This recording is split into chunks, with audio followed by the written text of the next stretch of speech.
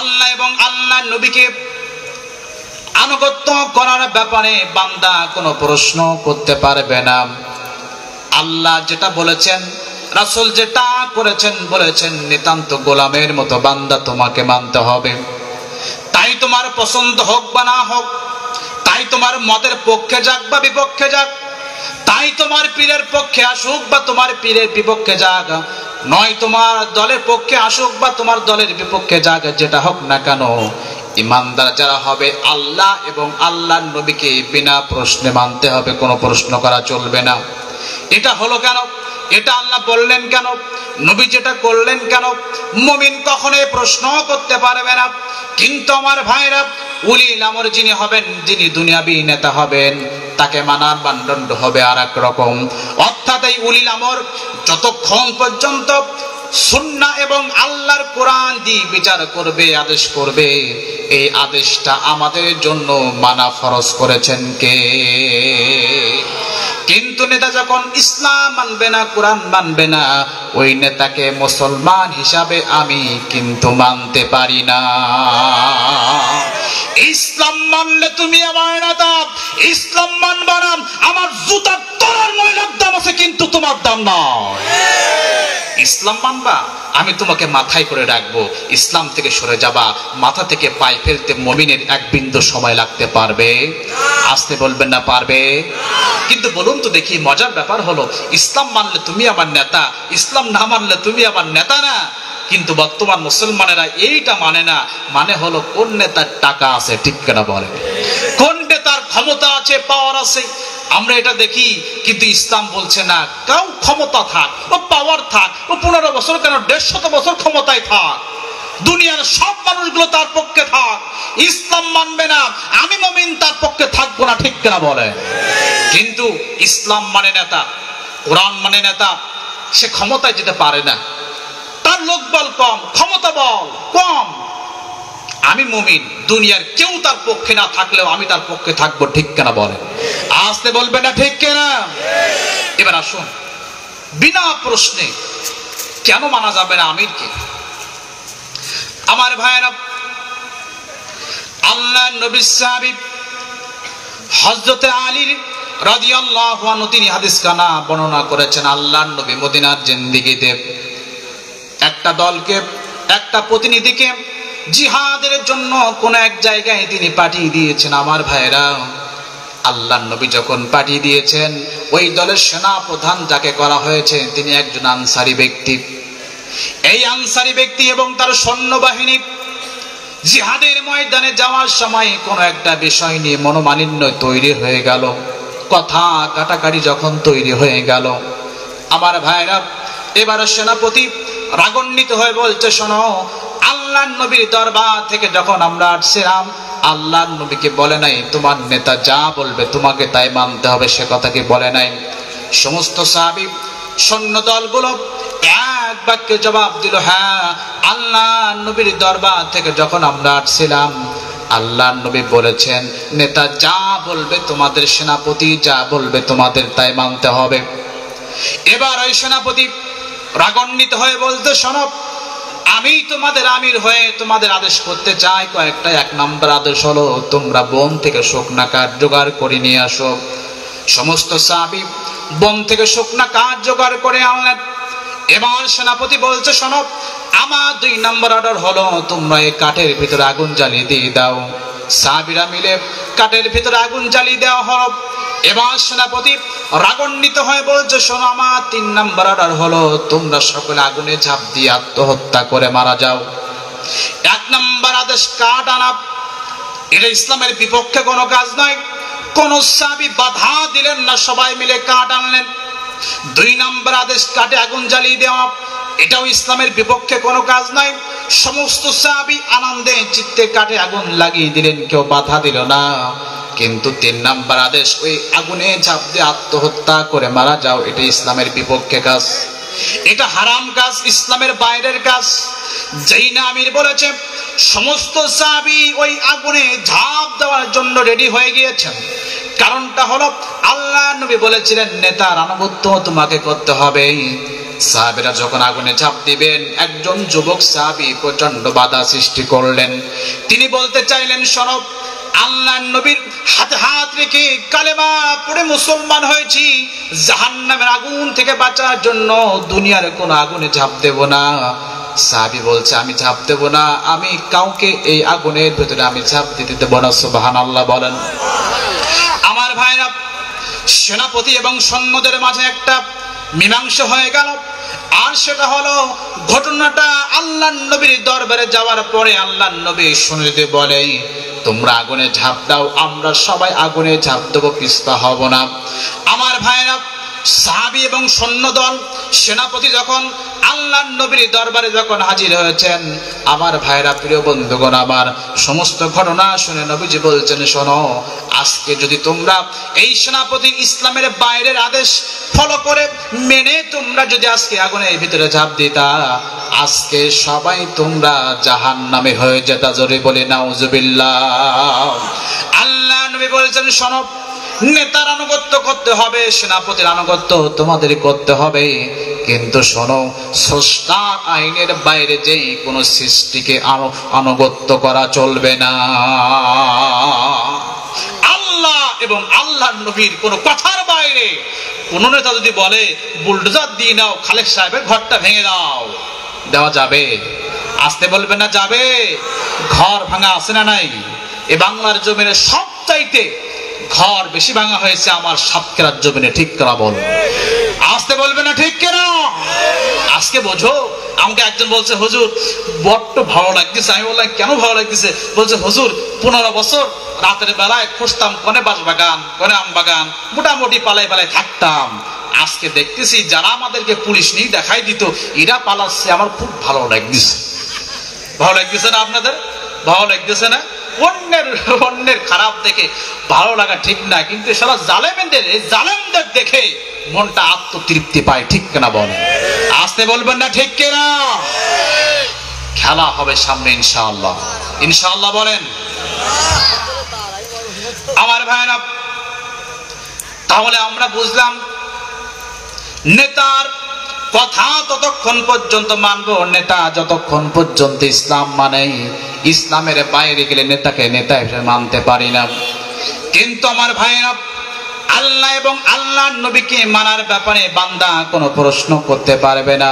আল্লাহ যা বলেছেন তোমার বুঝে আসুক বা না আসুক, তোমাকে মানতে হবে, এটা তোমার মানাই লাগবে। এখন আসুন, আল্লাহকে কেন আমরা বিনা প্রশ্নে মানবো? আল্লাহকে কেন মানার ক্ষেত্রে কোনো প্রশ্ন করতে পারবো না? তার অনেকগুলো কারণ বলা যায়। 1 নাম্বার কারণ হলো, আল্লাহ রাব্বুল আলামিন বলেছেন, আলা লাহুল খালকু ওয়াল আম। আল্লাহ বলছে, বান্দারে, সৃষ্টি যার, আইন চলবে তার। বলুন তো দেখি, এই দুনিয়া জমিন এবং আমাদের সৃষ্টি করেছেন তিনি কে? আহা, আমাদের সৃষ্টি করেছেন আল্লাহ। আমাদের কিসে ভালো হবে, আমাদের কিসে মন্দ হবে, এটা আমাদের চাইতে ভালো জানেন তিনি কে? আসতে বলবেন না তিনি কে? এই যে মাইকটা সৃষ্টি করেছেন যে ব্যক্তি, যে বিজ্ঞানী সৃষ্টি করেছেন, এই বিজ্ঞানী বলেছে মাইক্রোফোনটা দেবা হুজুরের কাছে, সাউন্ড বক্স গুলো দেবা মাটিতে ঝুলিয়ে দেবা এভাবে, আর হর্ন গুলো দেবা গাছের মাথায়, বাঁশের মাথায় দিবা, আর সেট রাখবা মেকানিকের কাছে। বলুন তো দেখি, এই যে রুলস বলেছে বিজ্ঞানী, কোন ব্যক্তি যদি এই রুলস ফলো না করে, মাইক্রোফোন দেয় গাছের মাথায়, মাইক নিচে রাখে, এইভাবে যদি চলে, ও মাইক কি চলবে? চলবে কেন? চলবে না। তার কারণ হলো, মাইক যে সৃষ্টি করেছেন সে একটা রীতি বলে দিয়েছেন, পথ বলে দিয়েছেন। এই পথের বাইরে গেলে মাইক যেমন চলবে না, আমাদের সৃষ্টি করেছেন আল্লাহ, আল্লাহর আইনের বাইরে গেলে আমরাও চলতে পারবো না, ঠিক কেন বল? পারবো? পারবো। এবার বলুন তো দেখি, এই দুনিয়ার জমিনের মালিক কে? আসতে বলবেন না, দুনিয়ার জমিনের মালিক কে? দুনিয়ার জমিনের মালিক বলা হয় জনগণ। কিসের মালিক? 2 বার পায়খানা হলে মিয়া তোমাকে খুঁজে পাওয়া যায় না, ঠিক কেনা বলো? কিন্তু আমরা মানি এই দুনিয়ার জমিনের মালিক একমাত্র আল্লাহ। কোন রাম, কোন বাম, কারোর বাবার, কারোর স্বামীর পৈতৃক সম্পত্তি এদের নয়। তাহলে আল্লাহর জমিন। এবার আসুন, ভালো করে বুঝবেন কথাগুলো আমার। এই যে জমিনে আপনি আমি থাকি, বাড়িতে থাকি, বলুন তো দেখি, এই বাড়ির মালিককে আমি কি করে আপনি আমি হলাম? এই বাড়িতে আপনার পরদাদা ছিল, আপনার দাদা ছিল, আপনার বাবা ছিল, আপনি আছেন, একদিন আপনিও থাকবেন না, ঠিক কিনা বলুন? থাকবো? ভালো করে বুঝবেন, এই যে রানীপাড়া এলাকায় এখান থেকে 100 বছর আগে যারা ছিলেন মুরব্বীরা, তারা কি কেউ আজকে কেউ আছেন? আছেন? নাই। সবকিছু আছে, জমির আছে, সব আছে, কিন্তু তানারা নাই। আবার 100 বছর পার হলে পরে আমরাও তো দুনিয়ার জমিনে থাকবো না, এটাই বাস্তবতা। দুনিয়ায় কারোর জায়গা নয়, এ দুনিয়া কাউকে থাকতে দেয় না। কারণটা হলো দুনিয়া তেমন ক্ষণস্থায়ী, বেড়াতে আসছে মাত্র। এ দুনিয়ার জমিনের আসল মালিক আরেকবার বলেন কে? আসতে বলবেন না তিনি কে? এবার ভালো করে বুঝবেন, আপনার তালা সহ অথবা আমাদের সাতক্ষীরা শহরে ঘর ভাড়া দেওয়া হয়, হয় না? হয়। ঘর ভাড়া দেওয়ার সময় মালিক পক্ষকে যে সত্য দিয়ে দেয়, সত্য কেন এমন হয় যে আমার বাড়ি থাকতে গেলে তোমাকে মাসের 5 তারিখে ভাড়া পরিশোধ করতে হবে, বলে কি বলে না? বলে। আমার বাড়ি থাকতে গেলে তোমাকে বেশি গান বাজনা চলবে না, আমি ইমানদার মানুষ, গান বাজনা পছন্দ করবো না আমার বাড়িতে। আমার বাড়ি থাকতে গেলে তোমাকে রাত 10টার ভেতর বাড়িতে ফিরতে হবে। বলুন তো দেখি, কোন ভাড়াটিয়া মালিকের এই কথা অমান্য করলে কোন বাড়ির মালিক ওই ভাড়াটিয়াকে রাখবে? আসতে বলবে না রাখবে? সামান্য দুনিয়ার 1 তলা, 5 তলা, 10 তলা, 20 তলা তিন ছেলের বাড়ির মালিক হওয়ার পরে যদি আপনার ভাড়াটি আপনার কথা না শোনেন, আপনি তাকে বাহির করে দেন, আল্লাহ দুনিয়ায় থেকে আল্লাহর আইন মানবেন না, আল্লাহ দুনিয়ায় থাকার অধিকার আপনার নয়। আছে? আছে। আল্লাহ দুনিয়ায় থাকতে গেলে আল্লাহর আইন মানা লাগবে কি লাগবে না? আসতে বলবে না লাগবে কি লাগবে না? আমার ভাইরা, এবার আসুন আল্লাহকে আমরা বিনা প্রশ্নে কেন মানবো? তার 2 নাম্বার কারণ হলো আল্লাহ রাব্বুল আলামিন বলেন, তাবারাকাল্লাযী বিয়াদিহিল মুলকু ওয়া হুয়া আলা কুল্লি শাইইন কাদির। আল্লাহ রাব্বুল আলামিন বলে, বান্দারে, তাবারাকাল্লাযী বিয়াদিহিল মুলক, আমি এমন এক আল্লাহ যার হাতে রয়েছে সব ক্ষমতা। জবান খুলে বলেন, সমস্ত ক্ষমতার মালিককে? আসতে বলবেন না ক্ষমতার মালিককে? আমার ভাইরা, ক্ষমতা দুনিয়ার জমিনে যার যত বেশি থাকে, তার পক্ষে কিন্তু মানুষগুলো বেশি থাকে, থাকে না? আমাদের খাসলাত হলো যে ক্ষমতায় থাকে তার পিছনে আমরা ছুটি, ঠিক কিনা বলেন? দেখুন, গত 15 বছরের দিকে তাকান, যারা পেশাব করে পানি নেয় না, নারী ছাড়া রাত চলে না, মদ ছাড়া রাত চলে না, মানুষের অন্যায় করে মানুষকে মারে, যাদেরকে দেখলে শয়তান থুতু ফেলায়, সেই মানুষগুলোকে আমরা তাদেরকে কুর্নিশ করতে হয়েছে। এই সম্মানিত চেয়ারগুলোকে তাদেরকে বসানো লাগছে, ঠিক কিনা বলো? কেন বসানো লাগছে? তার কারণ হলো তারা ক্ষমতায় ছিল। কিসে ছিল? কিসে ছিল? ক্ষমতায় ছিল। ক্ষমতায় ছিল বলে তাদেরকে আমরা এইরকম চেয়ারে বসাতাম, মনের কষ্ট হলেও বসাতে হতো। কিন্তু আজকে ক্ষমতা নাই, তাদের কি এখানে বসার যোগ্যতা আছে? আপনাকে বসতে দেবেন? যদি এখানে এসে বসে, মুরব্বীকে সরিয়ে জুতা কি একটাও পায়ে থাকবে? হুজুরের গায়ে লেগলু সব দেখার সময় নেই, মা জুতো, ঠিক কিনা বলেন? তাহলে বোঝা গেল, ক্ষমতায় যখন ছিল আপনার চেয়ারে বসিয়েছেন, ক্ষমতায় আজকে নাই। কুত্তা বিড়ালও মাঝে মাঝে পাওয়া যায়, তাদেরকেও খুঁজে পাওয়া যায় না, ঠিক কিনা বলেন? তাহলে ক্ষমতায় ছিল, আজকে নাই, তাদের কোনো দাম নাই। কিন্তু তাহলে আমাদের স্বভাবটা হলো যে ক্ষমতায় থাকে তার পিছনে আমরা ঘুরি। বলুন তো দেখি, সর্বময় ক্ষমতার মালিককে? আসতে বলবেন, সর্বময় ক্ষমতার মালিককে?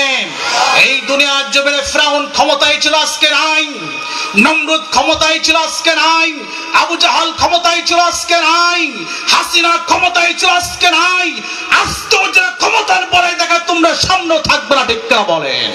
আমার আল্লাহ ক্ষমতায় ছিল, আমার আল্লাহ ক্ষমতায় আছে, আমার আল্লাহ ক্ষমতায় থাকবে। এজন্য মানতে হলে সেই আল্লাহর আইন মানার দরকার আছে না? আছে না? আহা, যদি বলি টাকা যার একটু বেশি থাকে সে কিন্তু চায়না মাল কেনে না। কেনে? চায়না মাল বোঝেন? চায়না মাল হলো বেশি দিন টেকসই হয় না, ঠিক কিনা বলেন? যার একটু টাকা পয়সা আছে বলে চায়না মাল কিনবো না, আমাকে জাপানি মাল দাও, ঠিক কিনা বলেন? তাহলে সে বোঝে যে জাপানি মাল অনেকদিন টেকে, কিন্তু চায়না মাল টেকে না। কিন্তু জাপানি চাইতে চায়না দেখতে আবার ভালো, ঠিক কিনা বলেন? কিন্তু বুদ্ধিমান যারা চায়না মাল তারা কেনে না, তারা জাপানি মাল কেনে। তার কারণ হলো টেকসই বেশি। যারা বুদ্ধিমান হবে, বুদ্ধিমান ইমানদার যারা হবে, দুনিয়ায় কোনো রাম, কোনো বাম, কোনো নাস্তিক, কোনো বাবা কারো স্বামীর আইন মানবে না, আল্লাহর আইনের বাইরে সে যাবে না। আমার ভাইরা, আল্লাহর আইন কেন আমরা বিনা প্রশ্নে মানব? তা 3 নম্বর কারণ হলো আল্লাহ রাব্বুল আলামিন বলছে, বান্দারে কেন আমার আইন মানবা না তোমরা? কেন তোমরা আমার আইন মানবা না? ওমা লাকুম মিন দুনিল্লাহি মিন ওয়ালিয়্যিন ওয়ালা নাসির। আল্লাহ বলছে, বান্দারে আমি এমন এক আল্লাহ, আমি আল্লাহ ছাড়া দুনিয়ার জমিনে তোমাদের কোনো বন্ধু নাই, কোনো সাহায্যকারী নাই। আমাদের বন্ধুকে আসতে বলবেন না, বন্ধুকে আসতে বলবেন না, বন্ধুকে। আমাদের বিপদে পড়লে সাহায্য করেন তিনি কে? আসতে বলবেন না, সাহায্যকারীকে। দুনিয়ার জমিনে কেউ সাহায্য করতে পারে না, আমাদের সাহায্যকারী আর একবার বলেন তিনি কে?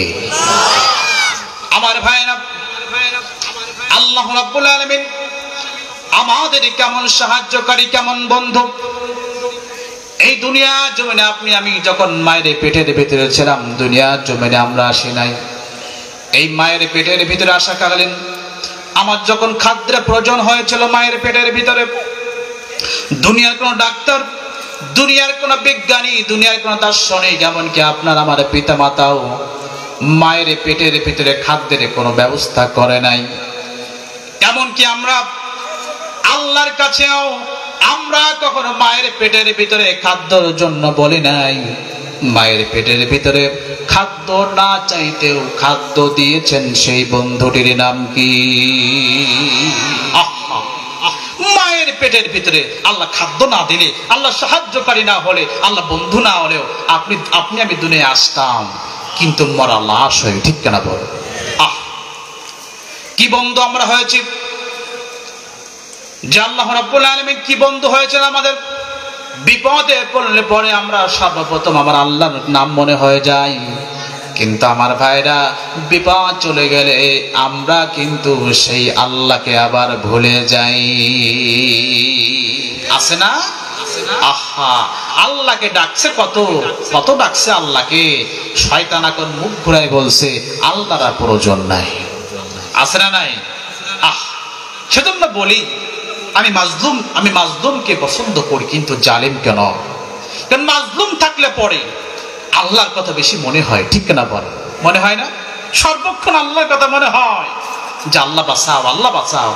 কিন্তু মাজলুম থেকে বের হয়ে আজকে দেখা যাচ্ছে অনেকে জালিমের ভূমিকায় অবতীর্ণ হয়েছে। ঠিক না বলে? কিন্তু ইমানদার যারা, মুমিন যারা জালিমের ভূমিকায় যাবে না, বরং পিছনে তাকানোর সময় নাই। আমাদের সামনে কি করে এ বাংলার জমিন ইসলামের রাষ্ট্র হবে সেটাই আমাদের বেশি ফলো করতে হবে। ঠিক না বলে? আমার ভাইরা,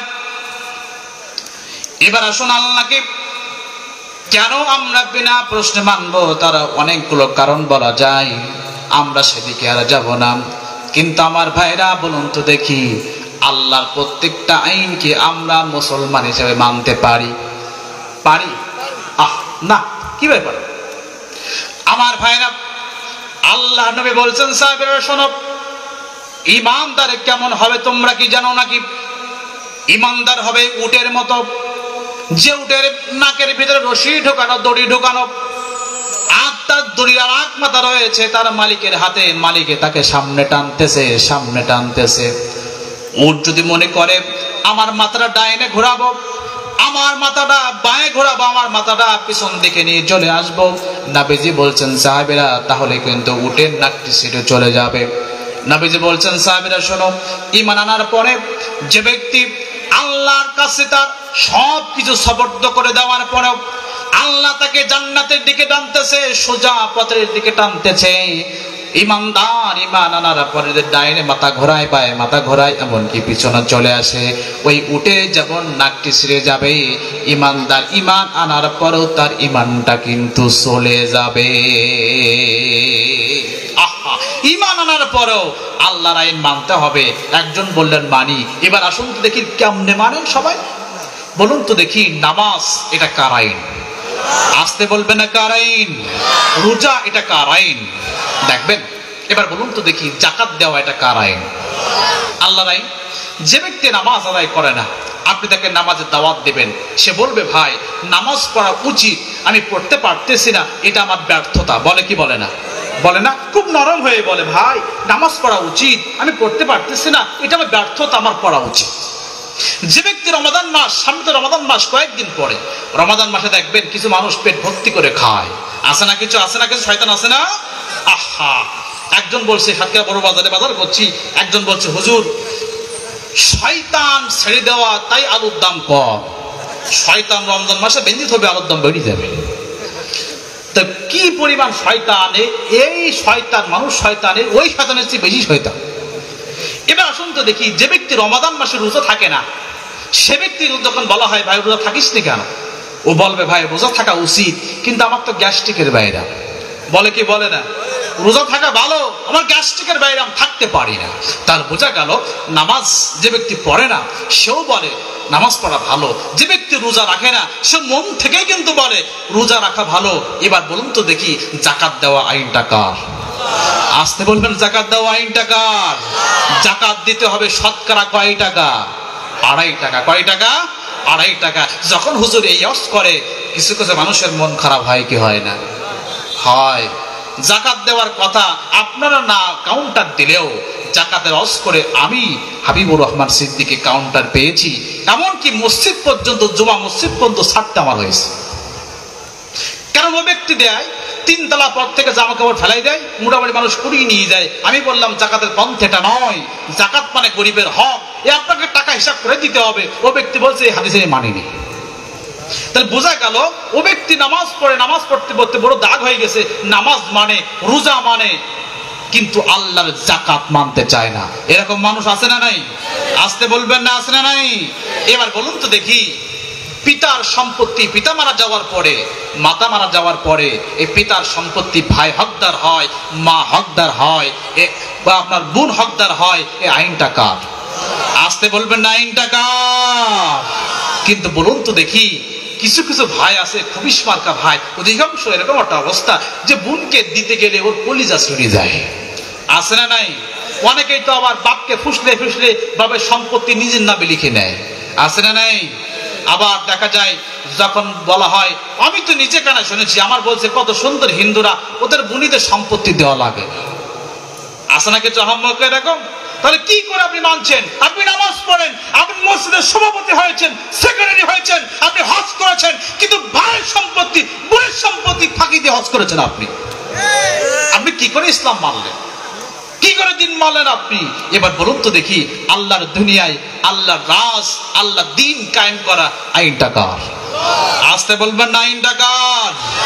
আচ্ছা বলুন তো দেখি, আল্লাহর একটা, আল্লাহ মনে করেন কয়েকটা আইন, মনে করেন 10টা আইন, আমি 3টা মানলাম, বাকি 7টা মানলাম না, একে মুমিনের পরিচয় হবে?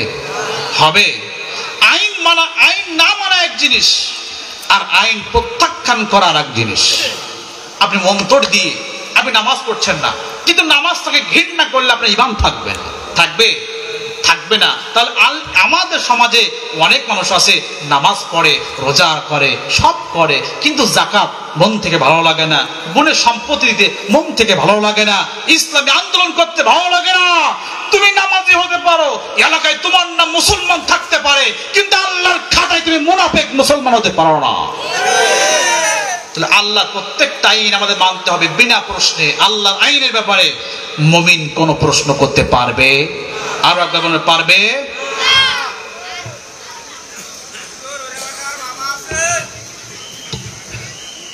এরকম বাবা শুধু এই জায়গায় নাই, বাংলার প্রত্যেকটা ঘরে ঘরে প্রায় আছে। আমার ভাইরা, আল্লাহ সকলকে হিদায়াত দিক, সকলে বলছে আল্লাহুম্মা আমিন। আমার ভাইরা, তাহলে আল্লাহকে মানতে হবে, আর মানার ব্যাপারে বান্দা কোনো প্রশ্ন করতে পারবে না, কারণ আল্লাহ আমাদের রিজিক দাতা, আল্লাহ আমাদের বানিয়েছেন, আল্লাহ অভিভাবক, সবকিছু আল্লাহ, আল্লাহর মানতে হবে। কিন্তু আল্লাহর নবী তো আমাদের রিজিক দেন না, থাকতে দেন না, তাহলে আল্লাহর নবীকে কেন মানতে হবে জানার দরকার আছে না নাই? আসতে বলবেন না, আছে না নাই? আল্লাহর নবীকে কেন বিনা প্রশ্নে মানতে হবে? তার 1 নম্বর কারণ হলো আল্লাহর নবী এমন একজন নেতা ছিলেন, এমন একজন আদর্শ ছিলেন, যে নেতার জন্ম থেকে শুরু করে মৃত্যু পর্যন্ত আমাদের কাছে স্পষ্ট রয়েছে। আল্লাহর নবী বাদে এমন কোন দার্শনিক, এমন কোন বিজ্ঞানী, এমন কোন নেতা, এমন কোন অভিভাবক দেখাতে পারবেন না যে অভিভাবক, যে নেতার জন্ম থেকে শুরু করে মৃত্যু পর্যন্ত আমাদের কাছে আছে। আছে? আছে? নাই। আর নেতা কি? আমরা যে নেতার সৈনিক, সে নেতা মদ ছাড়া চলে না। আছে না নাই? আহা, বাংলাদেশ দেখলো জুলাই মাসে সৈনিক সৈনিক করে আমরা লাফাই, কিন্তু কোন সৈনিক আমরা করেছি? যাই নামাজ পাওয়া যায়নি, মদের বোতল পাওয়া গেছে। আছে না নাই? আসতে বলবেন না, আছে না নাই? আহা, কিন্তু আমার ভাইয়েরা, আল্লাহ নবী তার প্রাণ প্রিয় স্ত্রীদেরকে ডেকে বলছেন, শোনো, আমি দিনের বেলা আমি মুহাম্মদ যেটা করি সেটাও তোমরা মানুষের কাছে খুলে খুলে বলে দাও, আবার যেটা আমি রাতের বেলা তোমাদের সঙ্গে কেমন ব্যবহার করি সেটাও তোমরা খুলে খুলে মানুষকে বলে দাও। কারো বুকে সাহস আছে এটা বলতে যে ওরে বউ, আমি যা করি সব বলি দে মানুষের সাথে বলি? বলে না, বাড়ির কথা লোকের সাথে জন্য কইস। মানে কি পরিমাণ শয়তান! আর আমরা এমনও নেতা পেয়েছি যে নেতা তার কুকর্ম ঢাকার জন্য নিজের ড্রাইভারকে পর্যন্ত ঘুষ দেওয়া লাগে। আসতে বলবেন না, আছে না নাই? আছে না? কি নতুন কোন গল্প আছে না আমাদের সমাজে? আহা, আমার ভাইরা, আল্লাহ নবীকে কেন আমরা বিনা প্রশ্নে মানব? তা 2 নম্বর কারণ হলো, আল্লাহ নবী এমন কোন কথা তিনি বলেন নাই, এমন কোন আদেশ করেন নাই যেটা মানতে উম্মতের কষ্ট হয়ে যাবে। সুবহানাল্লাহ বলেন। এমন কোন কথা বলেন নাই। আমার ভাইরা, বৌদ্ধ ধর্মের প্রধান যিনি রয়েছেন তার নাম হলো গৌতম বুদ্ধ। এই গৌতম বুদ্ধ গবেষণা করলো, ধ্যান করলো। ধ্যান করার পরে অনেক বছর পরে যখন উঠে বলছে, শোন, আমি তোমাদের মুক্তির পথ পেয়েছি। আর মুক্তির পথ হলো জীব হত্যা মহাপাপ। জীব হত্যা করা চলবে না। জীব হত্যা না করলে পরে তোমরা স্বর্গে চলে যাবা। আমার ভাইরা, বলুন তো দেখি, এই গৌতম বুদ্ধ বৌদ্ধ ধর্মের প্রধান রয়েছে, এই গৌতম বুদ্ধের জীব হত্যা মহাপাপ, এই কথা কি দুনিয়ার জমিনের কোন মানুষের পক্ষে মানা সম্ভব? সম্ভব? মানুষের পক্ষে মানা সম্ভব নয়। জীব হত্যা মহাপাপ মানতে গেলে মশা কামড়ালে মারতে পারবেন না, মাছি পড়লে মারতে পারবেন না, সাপে কামড়ালে মারতে পারবেন না, কুকুরে দৌড়ে দিলে মারতে পারবেন না। কারণটা হলো জীব হত্যা মহাপাপ। এটা মানতে গেলে কোন জীবকে মারা যাবে না। আমার ভাইরা, আমি 100% শিওর দিয়ে বলতে পারি যে গৌতম বুদ্ধ বলে যে জীব হত্যা মহাপাপ, এই গৌতম বুদ্ধ তার জীবনে এটা মানতে পারে নাই। পেরেছে? আমার ভাইরা, হিন্দু ধর্মের রীতি ছিল একটা সতীদাহ প্রথা। নাম শুনেছেন আপনারা? সতীদাহ প্রথা। তার মানে হলো কোন স্বামী মারা গেলে পরে তার জীবন্ত স্ত্রীকে ওই চিতায় দেওয়া হতো, জ্বালিয়ে দেওয়া হতো। জীবন্ত স্ত্রীকে মৃত্যু স্বামীর সঙ্গে ওই চিতায় জ্বালিয়ে দেওয়া। বলুন তো দেখি, এই আইনটা মানবিক নাকি অমানবিক? এই আইনটা কি কোনো মানুষের পক্ষে মানা সম্ভব? তাহলে আমার ভাইরা, আল্লাহর নবী তার নবুয়তের জিন্দেগিতে এমন কোন কথা বলেন নাই যেটা মানতে কষ্ট হবে। আজকে 1500 বছর হয়ে গেল, আজকে তারপরেও আল্লাহর নবীর কোন কথার ভুল দুনিয়ার কোন মানুষ ধরতে পারে নাই। আপনি কোন নেতাকে মানবেন, কোন আদর্শকে মানবেন যে নেতা এমন আদেশ করে যে আদেশ শুনতে গেলে এলাকা ছেড়ে পালাতে হয়? হয় কি হয় না? নেতা বললো ইনুস পালাইছে, মিছিল একটা দাও, মোটামুটি মিছিল একটা হয়ে গেল, আর একটা খুঁজে পাওয়া যাচ্ছে না, সব জেলখানায়। নেতা কিন্তু আসে নাই। আসে? নেতা আসে নাই, কিন্তু নেতা হুকুম দিয়ে দিচ্ছে। আমার ভাইরা, আল্লাহর নবীকে কেন আমরা মানব? তার 4 নম্বর কারণ হলো, তার 3 নম্বর কারণ হলো, আল্লাহর নবী এমন একজন আদর্শ ছিলেন, এমন একজন নেতা ছিলেন যে আদর্শ তার 63 বছর জিন্দেগিতে একটা মিথ্যা কথা বলে নাই। বলেছেন? কি নবী আমরা পেয়েছি, মিথ্যা বলে না, সুবহানাল্লাহ বলেন। কি নেতা আমরা পেয়েছি, যে নেতা মিথ্যা কথা বলা লাগে না। আমাকে একজন বলছে, হুজুর নেতা হতে গেলে কি করা লাগে জানেন? আমি বলছি, ভাই কি করা লাগে? তা বলছে, মিথ্যা কথা বলা লাগে। মিথ্যা কথা না বললে ও নেতা হওয়া যায় না। দেখবেন আমাদের সমাজে যে ব্যক্তি সমাজে সবচেয়ে বেশি মিথ্যা কথা বলে, কথায় কথায় মিথ্যা কথা বলে, এর কথা তার সঙ্গে যেই বলে, সমাজের মানুষ আমরা তাকে বলি বুদ্ধিমান। বলি কি বলি না? বলি না? আপনারা মনে বলেন না, কিন্তু অনেক জায়গায় আমাদের এলাকায় বলে, যে লোক বেশি মিথ্যা কথা বলে, বলে হাই রে চালাক, কত চালাক, ওর ধরা খুব কঠিন। কিন্তু ওর চাইতে নিকৃষ্ট আসমানের নিচে জমিনের উপরে কি আছে? আসতে বলবেন না আছে? একটা মিথ্যা সত্য সত্য বানানোর চেষ্টা করতে যে ওই মিথ্যার পিছনে শত শত মিথ্যা বলা লাগে। আমার ভাইরা, কিন্তু আল্লাহর নবীকে বিনা প্রশ্নে কেন আপনি মানবেন? আল্লাহর নবী জীবনে একটা মিথ্যা কথা বলে নাই। আল্লাহর নবীর সবচাইতে কাছের দুশমন নাম হলো আবু জাহাল। আবু জাহাল এবং তার চামচা রাস্তা দিয়ে চলতেছে। চামচা ডেকে বলছে আবু জাহাল, যে মুহাম্মদ আমাদের সামনে জন্মগ্রহণ করলো, যে মুহাম্মদ আমাদের কোলে লালন পালন হয়ে গেল, যে মুহাম্মদকে নাম দিয়েছি আমরা সাদিক আল আমিন, আজকে নতুন ধর্ম প্রচার করার জন্য আজকে সেই মুহাম্মদকে আমরা মারার চেষ্টা করতেছি। ওরে আবু জাহাল, বলো তো দেখি এই মুহাম্মদ সম্পর্কে তোমার দৃষ্টিভঙ্গিকে চিন্তাকে জানতে চাই। আবু জাহাল ডাইনে তাকায়, পিছনে তাকায়, সামনে তাকায়, বাঁয়ে তাকায়, আশেপাশে কেউ নাই। এবার বলতে, শোনো গোপনে একটা তোকে কথা বলি, আর সেটা হলো আমি জানি আমার ভাতিজা সত্য নবী। আমার ভাতিজা সত্য নবী, তার কারণ হলো আমার ভাতিজা তার জবান দিয়ে কখনো মিথ্যা কথা বলে না, সুবহানাল্লাহ বলেন।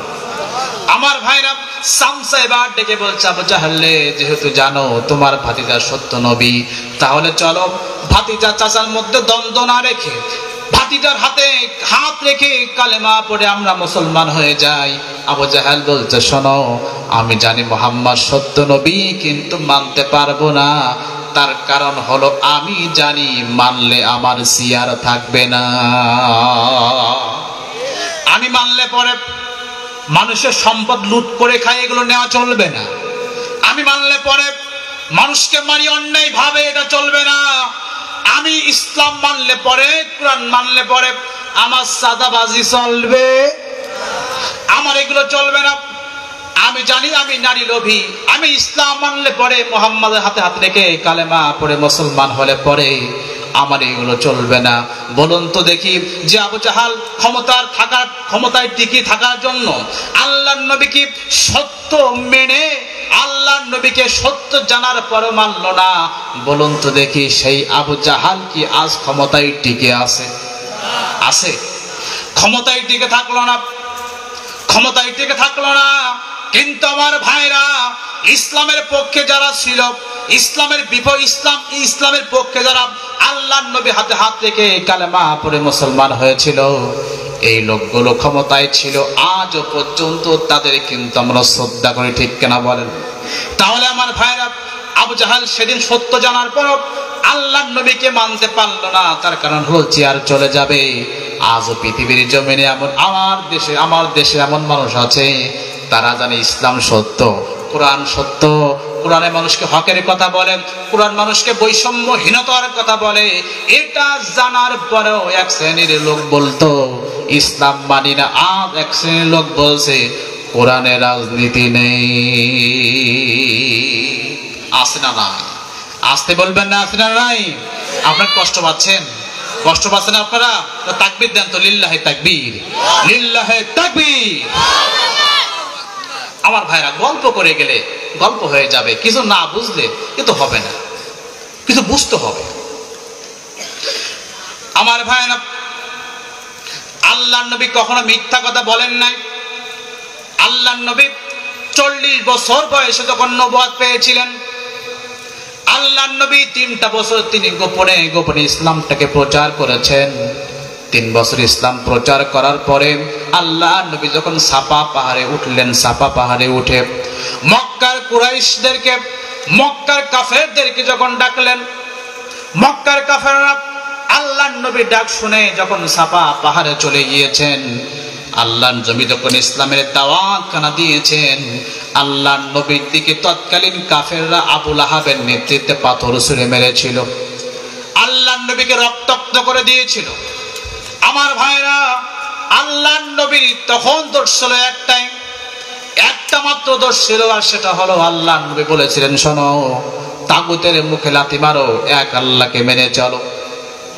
এক আল্লাহকে মানতে মানতে বলার কারণে আবু লাহাব সেই দিন তার দলবল নিয়ে আল্লাহর নবীর দিকে পাথর নিক্ষেপ করেছিল।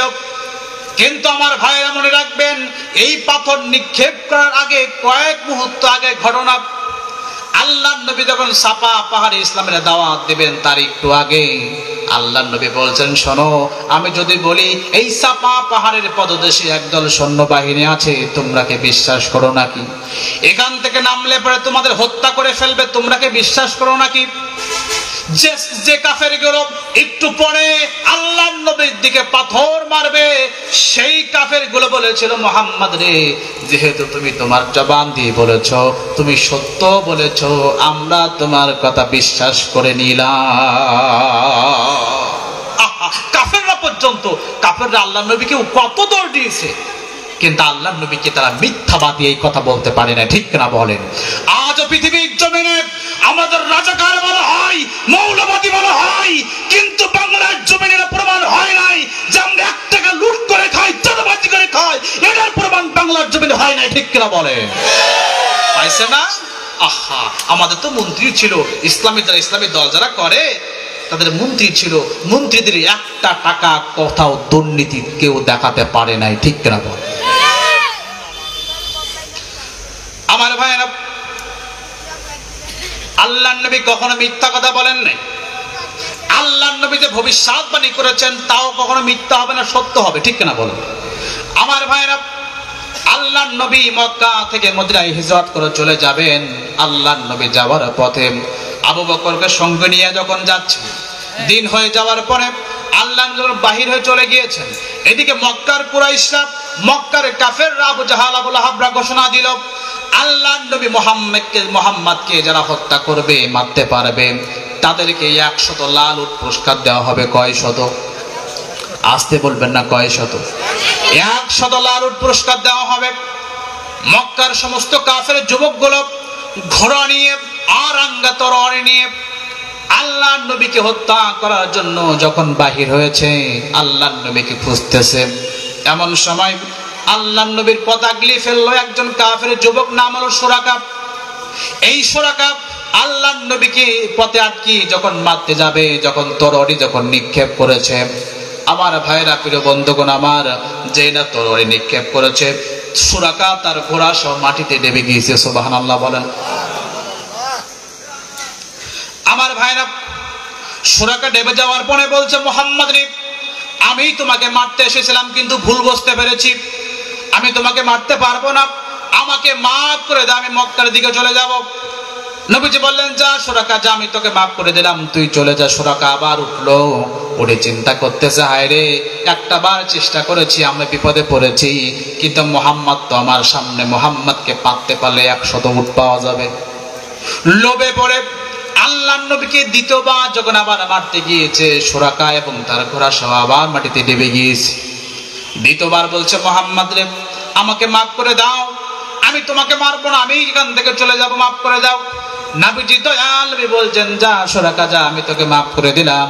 সুরাকা আবার উঠলো, উঠে আবার চিন্তা করতেছে, হায় রে, 2 বার চেষ্টা করলাম, আর একটা বার দেখি না। লোভে পড়ে সুরাকা যখন আবার তরবারি নিক্ষেপ করতে গেল, সুরাকা তার ঘোড়া সহ আবারও মাটিতে ডেবে গেল। ডেবে যাওয়ার পরে সুরাকা বলছে, মুহাম্মদ রে, আমি আমার ভুল বুঝতে পেরেছি, তুমি তো আল্লাহর নবী, তোমাকে মারা যাবে না, আমাকে মাফ করে দাও, আমি এখান থেকে চলে যাব, মক্কার দিকে চলে যাব, আমাকে মাফ করে দাও। নবীজি দয়াল নবী, আমাদের কেউ যদি মারতে আসে, আমরা তাদেরকে মাফ করি না, বরং মারার চেষ্টা করি। কিন্তু আল্লাহ নবী বললেন, না সুরাকা, যা, যেহেতু ভুল বুঝতে পেরেছিস, যা, তোকে মাফ করে দিলাম। সুরাকা তিন নাম্বার বার যখন উঠলো, উঠে এবার বলছে, মুহাম্মদ রে, শোনো, আমি তোমাকে মারার চেষ্টা করলাম 3 বার, মারতে পারলাম না, মারলে পরে 100 উট আমি উপহার পেতাম, কিন্তু মুহাম্মদ রে আমি তোমাকে না মেরে ছেড়ে দিলাম, এর বিনিময়ে তুমি আমাকে কি পুরস্কার দিবা? সুবহানাল্লাহ বলেন। কি পুরস্কার তুমি আমাকে দিবা? নবীজি বলেছেন সুরাকার, আমার কাছে তুই পুরস্কার চাইলি সুরাকা, আমি দয়াল নবী, মহান নবী, আমি তোকে ছোট খাটো কোনো পুরস্কার দেব না। সহকারে শুনে রাখ, আমি তোমাকে পারস্য সম্রাটের মুকুটটা দিয়ে দেব। কি দেবে? পারস্য সম্রাটের মুকুট দেবে। আমার ভাইরা, বর্তমান সময়ে আমেরিকা সুপার পাওয়ার, পৃথিবীকে যা বলে আমেরিকার কথা মানতে হয়, ঠিক না বলো? আমি যদি এখন বলি যে, আমি চাচাকে বলি তো চাচা ট্রাম্পের যে বাড়ি আছে ওই বাড়িতে আপনাকে ঘুরতে নিয়ে যাও, চাচাকে বিশ্বাস করবে আমার কথা? করবে? বলবে হুজুর হয় মাতাল না মিথ্যা কথা বুঝতেছ না, পাগল হয়ে গেছে, ঠিক না বলো? কারণটা হলো ট্রাম্পের বাড়িতে যাওয়া ক্ষমতা আমার নেই, চাচা এখন বিশ্বাস করবে না। ঠিক তেমনই আল্লাহ নবী যখন বলছেন যে তৎকালীন সময় সুপার পাওয়ার পারস্য সম্রাটের মুকুটটা দিবে, সুরাকা বিশ্বাস করলো না। কিন্তু বলুন তো দেখি, আল্লাহ নবী জবান দিয়ে কখনো মিথ্যা কথা বলবে? আমার ভাইরা, সুরাকা মনে মনে হতাশ হয়ে গেল যে কিছু নগদ টাকা দিল মোহাম্মদ, কিছু নগদ পাইতাম, কিন্তু এমন জিনিস দিতে চাইলো যা কখনো পাওয়া সম্ভব নয়। এইটা চিন্তা করে সুরাকা চলে গেল। আল্লাহ নবী মদিনায় চলে গেলেন, ইসলামের রাষ্ট্র গঠন করা হলো। আল্লাহ নবী দুনিয়ার জমিন থেকে বিদায় নিলেন। হযরত আবু বকর 2 বছর রাজত্ব করলেন, খেলাফতের দায়িত্ব পালন করলেন। হযরত আবু বকর 2 বছর পরে দুনিয়ার জমিন থেকে বিদায় নিয়ে চলে গিয়েছেন। এবার হযরত ওমর রাদিয়াল্লাহু আনহু, তার সময়ে ওই পারস্য সম্রাট তার এলাকায় মুসলমানদের পরে যখন নির্যাতন চালাতে লাগলো, ইস্তেমরুল যখন চালাতে লাগলো, হযরত ওমর রাদিয়াল্লাহু আনহু খালিদ বিন ওয়ালিদের নেতৃত্বে তিনি একটা বাহিনী পাঠালেন, যে বাহিনীটা যে ওই মুসলমানদেরকে উদ্ধার করার জন্য পাঠালেন। আমার ভাইরা, খালিদ বিন ওয়ালিদের নেতৃত্বে যে বাহিনীটা ওই পারস্যমুখী যাত্রা শুরু করেছে, এই ঘটনা যখন পারস্য সম্রাটের মাথায় যখন চলে আসলো, কানে যখন চলে আসলো, বিনা যুদ্ধে রাজা তার দেশ থেকে পালিয়ে চলে গেল। আমার ভাইরা, যুদ্ধে জয়লাভ হয়ে গেল। গনিমতের মালগুলো নিয়ে হযরত ওমরের সামনে আনা হলো। হযরত ওমর সামনে তাকায়, পিছনে তাকায়, আশেপাশে তাকায়, কি যেন খোঁজে। হযরত ওমরের সামনে সোনাগুলো রয়েছে, মুক্তাগুলো রয়েছে, সব দামি দামি মূল্যবান সম্পদ রয়েছেন, কিন্তু হযরত ওমর কি যেন খোঁজেন। হযরত ওমরের চোখ যখন পড়লো ওই মুকুটের দিকে, যখন চোখ পড়লো, একজনকে ডাকছে, আমার কাছে আসো, মুকুটটা আমার কাছে নিয়ে আসো। মুকুটটা আনা হলো। আর একজনকে বললো, শোনো, যে সুরাকা আল্লাহর নবীকে আক্রমণ করার জন্য আক্রমণ না করে মক্কায় ফিরে আসার জন্য পুরস্কার চেয়েছিল, সেই সুরাকাকে আবার ডেকে নিয়ে আসো। সুরাকা বৃদ্ধ মানুষ যখন হযরত ওমরের সামনে চলে গিয়েছেন, হযরত ওমর নিজে হাতে ওই মুকুটটা সুরাকার মাথায় পরিয়ে দিয়ে বলে দিলেন, সুরাকারে শুনে নাও, তুমি মনে করেছিলে নবীজি মিথ্যা কথা বা আশ্বাস তোমাকে দিয়েছে, কিন্তু মনে রাখবা আল্লাহর নবী কখনো মিথ্যা কথা বলে না। আমার ভাইরা, আজকে আল্লাহর নবী যা বলেছেন সব হয়ে যাবে। কিয়ামতের আগে তিনি যা বলেছেন সব হয়ে যাবে। একটা কথা এদিক হতে পারে। আমরা তো মাঝে ভয় পেলাম ভাই, এখন অনেকে ভয়, জুজুর ভয়, অনেকে আমাদের ভয় দেখায়।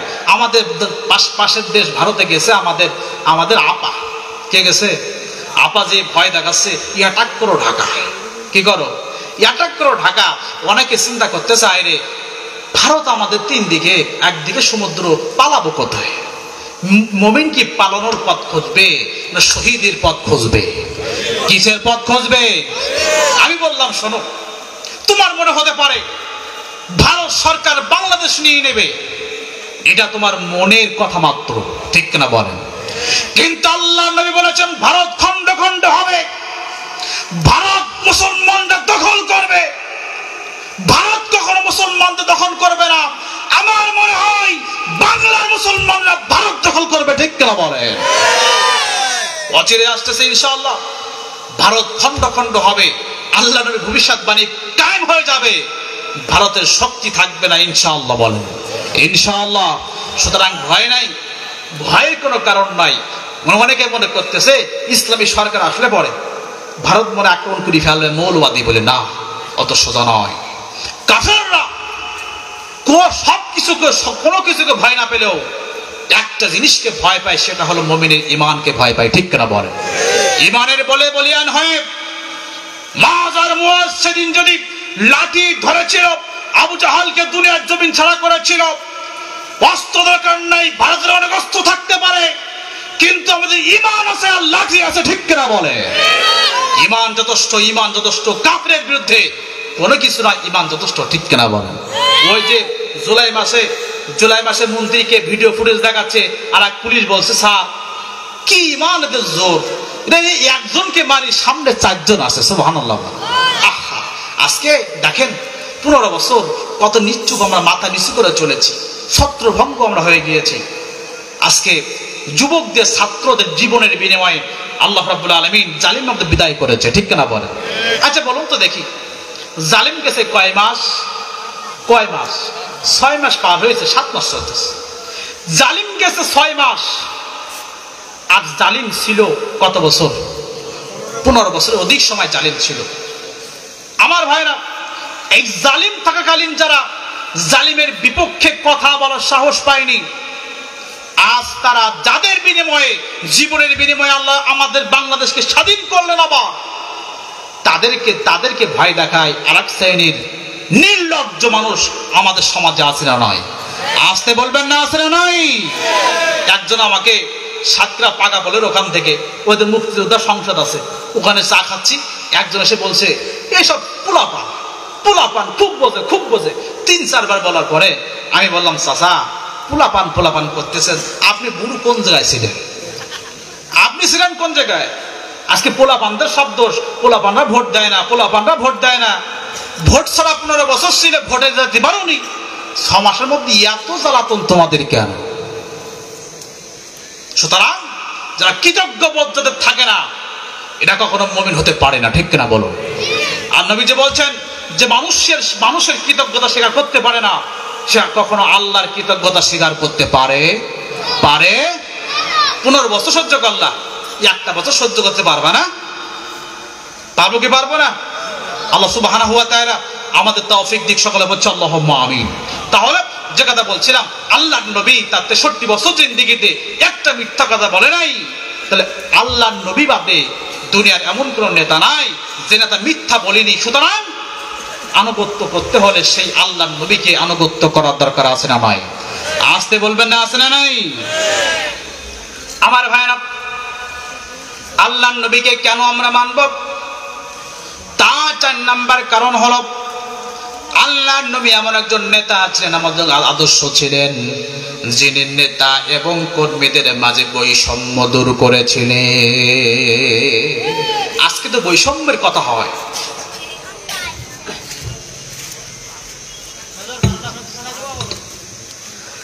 আজকে তো মানুষের বৈষম্যের কথা বলা হয়, কিন্তু বৈষম্যহীন ছিলেন আমার আল্লাহর নবী, সুবহানাল্লাহ। বলেন কি বৈষম্য ছিলেন? আমাদের তো বৈষম্য এমন হয়, আমাদের যুদ্ধের পরে যাদেরকে আমরা বাবা বলি মানিছি এতদিন, সে বাবাই বলেছিল 7 কোটি কম্বল ছিল, আমার কম্বলটা কই? ঠিক কিনা বলুন? ওর নিজের কম্বলটাই নেই। আহা, কিন্তু আল্লাহর নবী এমন আদর্শ ছিলেন, তিনি নিজে না খেয়ে সাহাবীদের খাইয়েছেন, সুবহানাল্লাহ বলেন। এটাই বাস্তবতা। আমার ভাইরা, গত রমাদান মাসে, গল্পটা আমি বলি, ভালো করে বুঝবেন, কেউ উঠবেন না। গত রমাদান মাসে আমার এলাকার ইফতার মাহফিল হলো একটা। ইফতার মাহফিল বোঝেন আপনারা? ইফতার মাহফিল ছোটবেলায় দেখতাম, যারা ইফতারি করে তারা খায়, ইফতারি করে তারা, মানে যারা রোজা রাখে তারাই ইফতারি করে, এটা আমরা জানতাম। আর ছোট ছোট পোলাপান যায়, যেতে দিতে হবে। দেখবেন রমাদান মাস আসতেছে, এটা বলা দরকার আমার, যে মসজিদে পোলাপানের শব্দ হবে না। মনে রাখতে হবে, এই সামনের প্রজন্ম, ওই এলাকার প্রজন্ম ইসলামের পক্ষে থাকবে না, ঠিক কিনা বলো?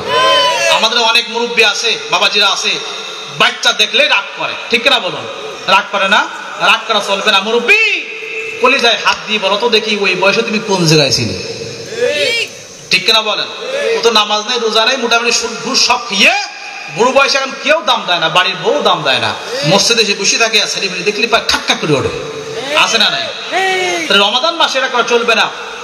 বাচ্চা কাছে আসলে মোটামুটি দিবেন, না পারলে ভালো মুখে বলে দিবেন, 2 মুঠো না পারেন 1 মুঠো দেবেন, তাহলে আপনার আগামী প্রজন্ম ইসলাম মুখী হবে, ঠিক কিনা বলুন? গত 15 বছর এই তো পাশে গদখালি, গতকাল তার আগের দিন মাহফিল ছিল আমার গদখালিতে, অত 14 ফেব্রুয়ারি মাহফিল ছিল আমার গদখালিতে। এখন গদখালিতে ওখান থেকে নিউজ শুনলাম গদখালি ফুল, বিরাট ফুল তুলিছে, কিন্তু ফুল আর বিক্রি হয় না। 101 জন বলছে হুজুর যে পরিমাণ ফুল উঠছে গত বছর এর ডবল ফুল লেগেছে, কিন্তু এবছর যে ফুল উঠেছে এই ফুলই বিক্রি হয়নি। এবছর মনে হয় ভালোবাসা হয়নি। কি হয়নি? ভালোবাসা হয়নি। আমার মাথায় আসলে এটা, স্রোত যেদিকে যায় মানুষ সেদিকে যায়, যায় কি যায় না? স্রোতের বিপরীতে মানুষ যায় না। স্রোত ছিল রাম বাম নাস্তিকদের স্রোত ছিল 15 বছর, আমরা আমাদের পোলাপান সেদিকে ছুটছে, ঠিক কিনা বলো? আজকে দেখছি তো বাংলার জমিনে সেই জুলাই পর থেকে মাহফিল গুলো বেশি করছে যুবকরা, সুবহানাল্লাহ বলেন। বেশিরভাগ মাহফিল এসে বলছে হুজুর আমরা গান দিতাম, বেশিরভাগ মাহফিল আল্লাহ এসে বলছে হুজুর আমরা গান দিতাম, আমরা একটা গান দিতাম, এখন আর গান দেবো না, আমরা মাহফিল দেবো, সুবহানাল্লাহ বলেন।